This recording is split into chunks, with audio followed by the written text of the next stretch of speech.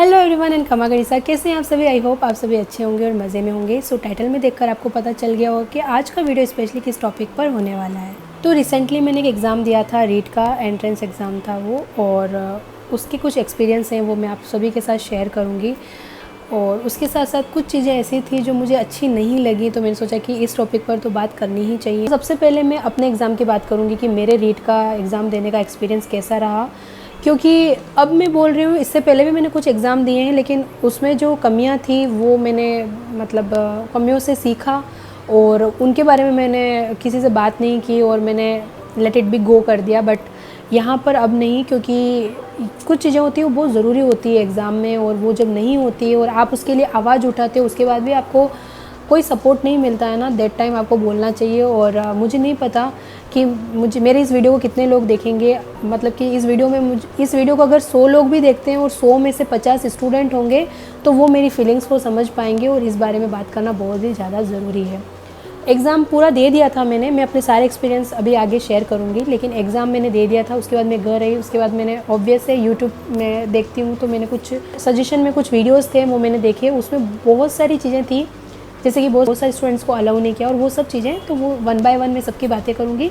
लेकिन सबसे पहले मैं अपना सेल्फ एक्सपीरियंस आप लोगों के साथ शेयर करूँगी। सो मेरा पेपर था 23 को, और 23 को इवनिंग वाले बैच में, यानी कि 3 to 5:30 का जो था मेरे टाइमिंग थी।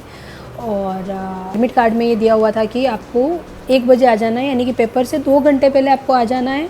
1 बजे आपको वहाँ रिपोर्टिंग करनी है। उसके अलावा पुलिस वाले जो भी हैं चेकिंग वगैरह सब करेंगे, और उसके बाद 2 बजे आपको फाइनल एंट्री के बाद 2 बजे तो आपको बिल्कुल अलाउ नहीं किया जाएगा। ठीक है, सारा सब कुछ इंस्ट्रक्शंस मैंने देख लिए थे, और उसके अलावा उसमें इंस्ट्रक्शन ये भी थे, और सही भी है, ऐसा होना चाहिए। ठीक है, किसी भी टाइप का जो ऑर्नामेंट है वो आपको नहीं पहनना है, तो मैं सब कुछ रिमूव करके गई थी। इवन मैंने दुपट्टा भी कैरी नहीं किया था, मैं सिंपल सूट पहन के गई थी। मैंने सारे इंस्ट्रक्शन अच्छे से पढ़ लिए, और उसके बाद में मतलब कि मैं वहाँ पर, यहाँ से मैं घर से 12:30 निकल गई। मैंने सोचा कि अगर बीच में अगर ट्रैफिक वगैरह कुछ मिल भी जाएगा तो मेरा जो था सेंटर जो था वो काफ़ी पास में ही था, मतलब 4-5 किलोमीटर की दूरी पे था, तो ऑब्वियस है कि मैं टाइम पे पहुँचना ही था। सो मैं टाइम पर भी पहुँच गई थी। तो जब मैं पहुँची तो उस टाइम बारिश हो रही थी, मतलब इतनी ज़्यादा भी नहीं हो रही थी कि बिल्कुल ही भीग जाएंगे, खड़े नहीं रह सक रहे हैं, लेकिन हल्की हल्की बारिश हो रही थी। तो मतलब बहुत सारे जो स्टूडेंट्स थे वो इधर उधर पेड़ के नीचे खड़े थे। मैं और मेरा भाई दोनों गए थे, वो मुझे ड्रॉप करने आया था, तो हम दोनों भी पेड़ के नीचे खड़े हो गए। उसके बाद जैसे हम लोग थोड़ा जल्दी चले गए थे, और कुछ स्टूडेंट्स थे जो बाहर निकले थे, मतलब फ़र्स्ट बैच के कुछ स्टूडेंट्स थे जिनसे मैं मिली। मैंने बोला कैसा हुआ पेपर, अच्छा हुआ। फिर मैंने एक ही चीज़ पूछी जो मेरे माइंड में बहुत चल रही थी, वो ये कि आपके क्लासरूम में घड़ी थी क्या? तो उन्होंने बोला कि नहीं, क्लासरूम में तो घड़ी नहीं थी। तो मैंने रूम नंबर पूछा, तो उन्होंने बोला, जो स्टूडेंट थी उन्होंने बोला कि मेरा रूम नंबर था 403। सो मैं आपको बता दूं कि मेरा सेंटर कहाँ आया था। मेरा सेंटर आया था MLSU, because I am belongs to Udaipur. अगर आप उदयपुर के हैं तो आप जानते होंगे MLSU जो है अपनी यूनिवर्सिटी, और उसमें भी जो लॉ कॉलेज है उसमें वहाँ मेरा सेंटर आया था। और बहुत सारे स्टूडेंट्स का आर्ट्स कॉलेज में आया था और मेरा लॉ कॉलेज में आया था। तो लॉ कॉलेज का मतलब ही क्या है, नियम का कॉलेज, राइट। सो एक बार तो तसल्ली मिल गई कि क्या पता रूम नंबर 403 में घड़ी नहीं होगी, लेकिन मेरा रूम नंबर 406 था, तो मैंने सोचा वहाँ होगी। ठीक है, लेकिन उसने लड़की जो मिली थी मुझे, उन्होंने बोल दिया था कि नहीं थी।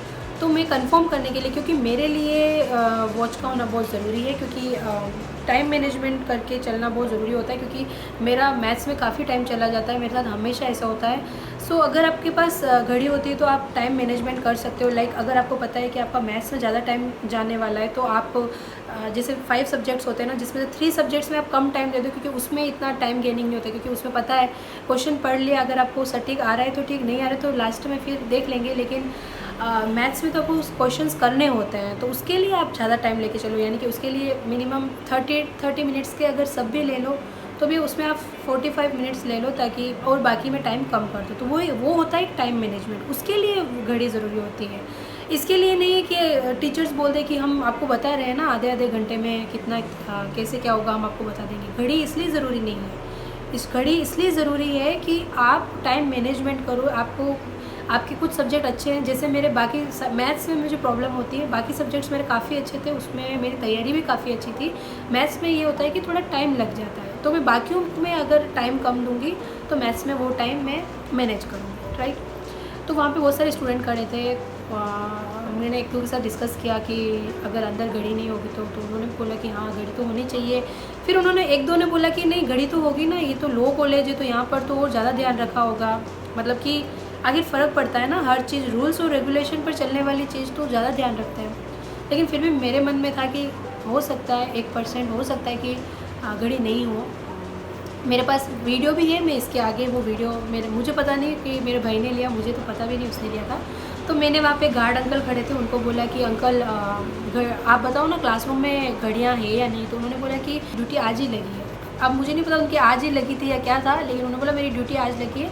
तो मैंने बोला आपको नहीं पता है? तो अंदर पुलिस अंकल खड़े हैं, मतलब बहुत सारे पुलिस खड़े थे। तो मैंने बोला कि तो मैं उनसे बात कर लूँ जाके? तो उन्होंने बोला हाँ बात कर लो। मुझे उन्होंने उन गार्ड अंकल ने जाने दिया। उस बात की खुशी है कि यार फिर भी एग्ज़ाम से पहले एंट्री नहीं करते, मतलब उस फाटक में भी एंट्री नहीं करते हैं, मेन गेट पर एंट्री नहीं दी जाती है। लेकिन मुझे उन्होंने बोला कि जाओ। मैं गई तो वहाँ पे बहुत सारे पुलिस वगैरह बैठे थे, चाय बिस्किट पानी हो रहा था उनका, ठीक है।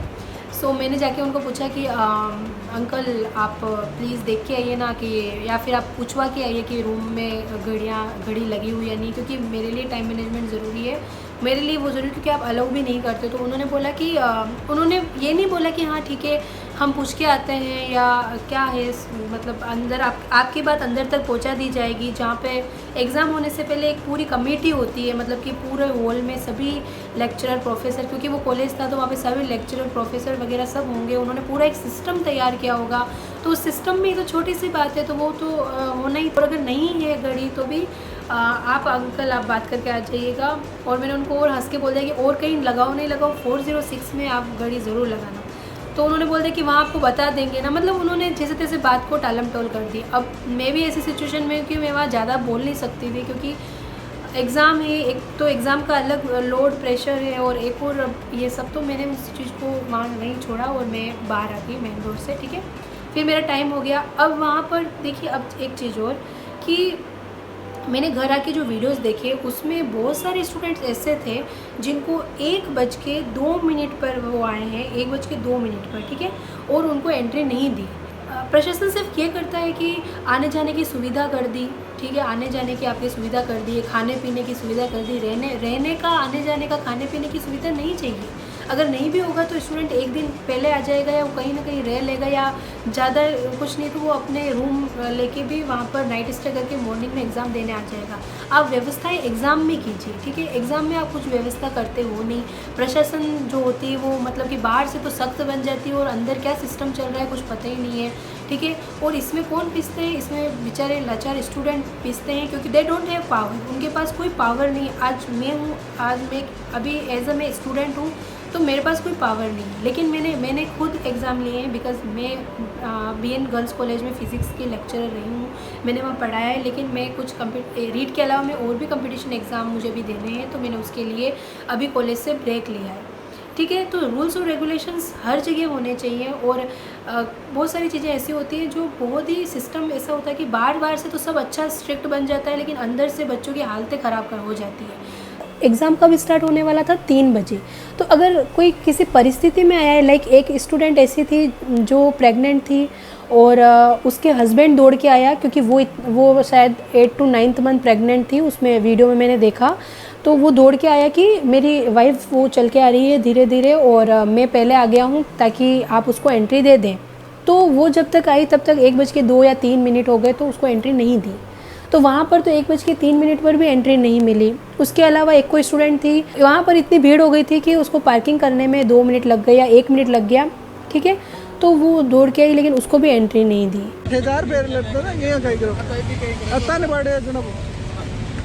टोमेटो को भी चलने के लिए अगर स्पीड में आती तो इनको दिक्कत हो, इस वजह से थोड़ा लेट हो। इसके अलावा फिर कह रहे हैं बात करिए अंदर कुछ मनाही कर रहे हैं, सब कुछ कह दिया, सब कैसे लेट हुए? मेरी वाइफ प्रेग्नेंट है। मेरी वाइफ प्रेग्नेंट है, 1 मिनट लेट हुए हैं जी। हरियाणा से आए हुए हैं। हरियाणा से चल के हमने इनसे बात भी की थी, ये प्रेग्नेंट है। हाँ, चलने में थोड़ी दिक्कत है, इसलिए आराम से आ रही थी बस। 1 मिनट लेट हुए हैं, एंट्री नहीं दे रहे सर। वैसे भी कैंडिडेट जितने बैठे हुए हैं वो सामने बैठे हुए हैं। मतलब कि एक ज़िंदगी का सवाल है, इतनी तैयारी करते हैं। सिर्फ एक स्टूडेंट तैयारी करने आता है, सिर्फ एक स्टूडेंट ही नहीं होता है, उसके एग्ज़ाम देने के पीछे बहुत सारे उनके जो फैमिली मेम्बर्स हैं उनका सपोर्ट होता है, उनकी मेहनत होती है, उन्होंने बहुत सारे सेक्रीफाइस किए होते हैं एक स्टूडेंट के लिए, ठीक है, ताकि ये अच्छा पढ़ ले। बहुत सारे ऐसे लोग होते हैं जो कुछ अफोर्ड नहीं कर पाते हैं, बहुत सारे ऐसे किसान होते हैं जो मतलब उन बच्चों को ज़मीन बेच के जोधपुर भेजते हैं, जयपुर भेजते हैं ताकि वो अच्छी से तैयारी करें, और अगर उनका बच्चा बस आगे निकले तो उनके इमोशंस हैं, और ऐसे इमोशंस यानी 1 या 2 मिनट के चक्कर में आपने उनको गेट से रवाना कर दिया। मुझे नहीं लगता कि ये सही है, क्योंकि एग्ज़ाम होगा तब होगा। ये एग्ज़ाम भी मुझे पता है, तैयारी करते हुए ये एग्ज़ाम भी हो गए, इस एग्ज़ाम को होते होते 5 साल हो गए। कभी रद्द हो जाता है, कभी आगे बढ़ जाता है, कभी कोरोना आ जाता है, कुछ ना कुछ हो जाता है उस चक्कर में। तो ये चीज़ें मुझे बहुत बुरी लगी कि पुलिस प्रशासन को थोड़ा सा समझना चाहिए, ठीक है। और बहुत सारे ऐसे स्टूडेंट आए थे जिनके जो ब्राह्मण थे और जिनके जनेऊ था तो जनेऊ उतार दिया। हालांकि जिन्होंने जनेऊ उतारा और जिसके जैसे बहुत सारे बॉयज़ जो थे जिनके बाल की चोटी वगैरह कुछ थी तो उनके भी वो खुलवा दी थी जो बाल थे वो। तो उसके ऊपर तो मैंने आज ही न्यूज़पेपर में देखा कि उनको तो निलंबित कर दिया है। लेकिन पुलिस प्रशासन को भी इस बारे में पता होना चाहिए कि 1-2 मिनट के चक्कर में आप किसी को रोक नहीं सकते। 1-2 मिनट में तो उसने क्या ही देख लिया होगा पेपर या क्या ही हो गया होगा। तो ये बात मुझे बहुत गलत लगी। दूसरी बात ये कि अब मैं मेरी बात करती हूँ। मैं जब हम लोगों की एंट्री मिल गई 1:30 पे। 1:30 पे हम लोग अपने जो मेरा 406 था वहाँ पर मैं पहुँच गई। तो वहाँ पर मैंने अपना रोल नंबर जो था तो मैंने मेरे रोल नंबर से मैच किया। तो मेरे रोल नंबर में सारे नंबर मिल रहे थे, लेकिन एक 5 नंबर यानी कि जहाँ पर 5 वाली सीरीज़ चल रही थी वहाँ पर वो जो पेपर चिपका रखा था मेन गेट पर पेस्ट किया हुआ था, वहाँ पर 11111 वाली सीरीज़ चल रही थी। तो मैं कंफ्यूज़ हो गई। मैंने सोचा कि मेरे रोल नंबर तो ये नहीं है, क्योंकि 111 सीरीज़ वाला किसी और का होगा। तो मैं वहाँ पर मैं पूछने गई। मेरे साथ साथ और भी स्टूडेंट देखने गए, उनका भी 406। मेरे रूम में जिन भी स्टूडेंट्स का आया था वो सभी वहाँ पेपर पर देख रहे थे, उनका मिलान नहीं हो रहा था वो रोल नंबर, और वो वहाँ पर फिर से मेन गेट पर आ रहे थे। मेन गेट पर आके हम 3-4 गर्ल्स इकट्ठी हो गई थी। हम सब ने पूछा कि हमारा रोल नंबर मैच क्यों नहीं कर रहे हैं। तो फिर एक सर ने बोला कि मैं उनको बोलता हूँ तो दूसरे सर आएंगे। तब तक हम मतलब लगभग समझ लो कि 15 मिनट्स तक हम लोग वहाँ पर क्लास के बाहर ही खड़े रहे। फिर उसके बाद प्रोफेसर एक सर आते हैं जो एग्ज़ामिनर थे, वो आए और उनके पास एक एनवलप था, वो एनवलप लेके आए। तो एनवलप के ऊपर लिखा हुआ था 406। दैट्स वाई वो उस रूम में आए, ठीक है, 406 पर आए। 406 में आते ही हमने हमारी प्रॉब्लम बताई कि हमारे रोल नंबर तो मैच ही नहीं हो रहे इस पेपर पे जो रोल नंबर लिखे हैं उसे। तो उन्होंने बोला सही बात है। फिर उसके बाद उन्होंने जो पेपर्स निकाले, क्योंकि उनके पास भी होते हैं सारी शीट्स होती हैं जिस पे रोल नंबर होते हैं स्टूडेंट्स के, तो उस पर लिखा था रूम नंबर 404। यानी कि उनको एनवलप तो दिया गया है 406 का, और वो उसमें से जो पेपर्स निकाल रहे हैं जिन पे हमारे रोल नंबर थे वो था 404। तो ये गलत हो गया। फिर उन्होंने उन सर का नाम मुझे पता है लेकिन मैं उन सर का नाम लूँगी नहीं, क्योंकि उन्होंने भी उस टाइम ये बोला था कि ये तो गलती जो अंदर जो कमेटी बैठी उनकी हुई है। उन्होंने जो एग्ज़ाम कंट्रोल जो है सेक्शन वो उनकी गलती है ये, क्योंकि उन्होंने मुझे लिफाफा कुछ और दिया है, अंदर पेपर्स कुछ और दिए हैं। यही अगर मेरी गलती होती तो शायद मुझे अभी सस्पेंड कर दिया होता। तो ऐसे बोल के वो गुस्से में फिर बाहर गए। उसके बाद एक मैम और आई, एक प्रोफेसर मैम है वो आई, क्योंकि वो उस एग्जामिनेशन फिर उसके बाद जो गेट पे पेपर था वो भी चेंज किया गया। तो वो चेंज किया गया तो जो सारे हमारे जो जितने भी डेस्क थे टेबल उन सब पे जो रोल नंबर थे वो भी चेंज किए हुए। तब तक हम सारे स्टूडेंट्स बाहर ही खड़े थे। मतलब ये सारा प्रोसेस हमारे जाने के बाद हुआ। बल्कि होना क्या चाहिए था, हम जैसे ही गए हमारे रोल नंबर देखे और हमारी एंट्री होनी चाहिए थी। तो आधा टाइम तो हमारा वहीं वेस्ट हो गया। हालांकि पेपर 3 बजे स्टार्ट होने वाला था, लेकिन अगर इतना टाइम वेस्ट हो चुका है अंदर जाने के बाद भी, हम लोग चेयर पे बैठने में भी इतना टाइम लग गया, तो वहाँ पर अगर इतना टाइम लग सकता है, ये तो सब प्रशासन की और ये वहाँ के टीचर्स की और मिस मैनेजमेंट था, ये गलती थी। तो ये गलती तो कोई बोलने वाला था नहीं उनको, क्योंकि हम तो स्टूडेंट थे, तो हम क्या बोलते। लेकिन स्टूडेंट अगर लेट आ रहा है तो सब प्रॉब्लम हो जाती है। अगर 1-2 मिनट भी लेट हो रहा है तो स्टूडेंट को एंट्री नहीं मिलेगी। अगर टीचर्स लेट कर रहे हैं तो उससे कोई फ़र्क नहीं पड़ता। फिर पेपर हुआ, फिर पेपर स्टार्ट होने में अभी 1 घंटा और बाकी था, क्योंकि हमने 2 बजे हम अपनी सीट पर बैठ चुके थे।